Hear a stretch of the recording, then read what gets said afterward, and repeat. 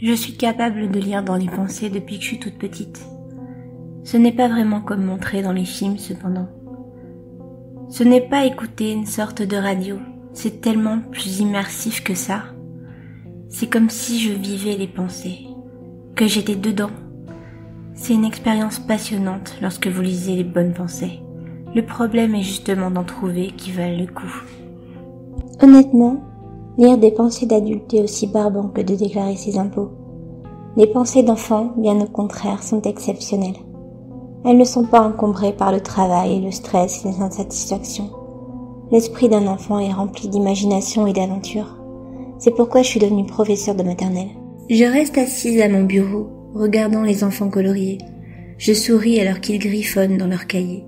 Je m'approche doucement et je regarde à travers leurs pensées. En un instant, je décolle avec Carlos dans une fusée, à travers des galaxies tourbillonnantes. Je visite des lointaines planètes remplies d'extraterrestres ressemblant à des blobs et à des martiens à deux têtes. Je souris et je passe à Marcy. Je peux sentir les cannes à sucre et les dragées, alors que je suis entraînée dans un véritable monde de sucreries, parsemé d'arbres et d'en chewing-gum, de cascades de caramel liquide.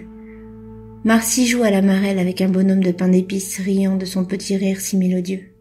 J'étais sur le point de passer à Thomas quand j'ai senti une petite main tirer sur ma robe. J'ai regardé vers le bas et j'ai vu Sarah. C'était une des plus adorables petites filles que je n'avais jamais vues. De beaux cheveux blonds et bouclés, de grands yeux bleus et un sourire radieux. « Madame Dupré, j'ai fait ça pour vous !» s'est-elle exclamée en me tendant un papier. Je l'ai pris dans mes mains pour voir dessus un dessin me représentant un petit bonhomme, avec au-dessus la phrase « J'aime Madame Dupré » répétée plusieurs fois avec des couleurs différentes. « J'adore ton dessin !» lui ai-je répondu en la serrant dans mes bras. Sarah n'était dans ma classe que depuis quelques jours, alors je n'avais pas encore eu l'occasion de lire dans ses pensées. Je voulais avoir un aperçu de ses rêves et de ses espoirs. Alors je me suis approchée et j'ai plongé dans son esprit. Et j'ai presque vomi de dégoût. Je m'étouffais alors que j'étais assaillie par des vagues de puanteur, la fétide puanteur de la mort.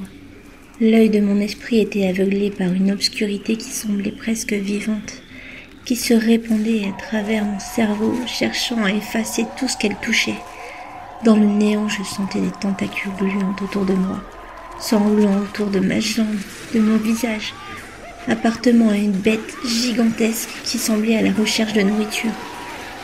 Puis le silence a été brisé par un affreux tumulte, m'éclatant presque les tympans, les cris des milliers d'âmes, pleurant de désespoir, implorant la libération de la mort. Puis, l'instant d'après, j'étais de retour dans ma classe. J'ai quitté l'esprit de Sarah en espérant qu'elle n'ait pas remarqué mes tremblements. C'est un très beau dessin, Sarah, lui ai-je dit presque en chuchotant. Maintenant, retourne à ton bureau et prépare-toi pour le déjeuner, d'accord? Elle a hoché la tête et sautillé vers son bureau. Alors que je la regardais s'en aller, je me suis dit que les pensées d'un enfant sont les choses les plus merveilleuses sur terre. Mais quelle que soit la chose dans cette robe bleue, ce n'était certainement pas une enfant.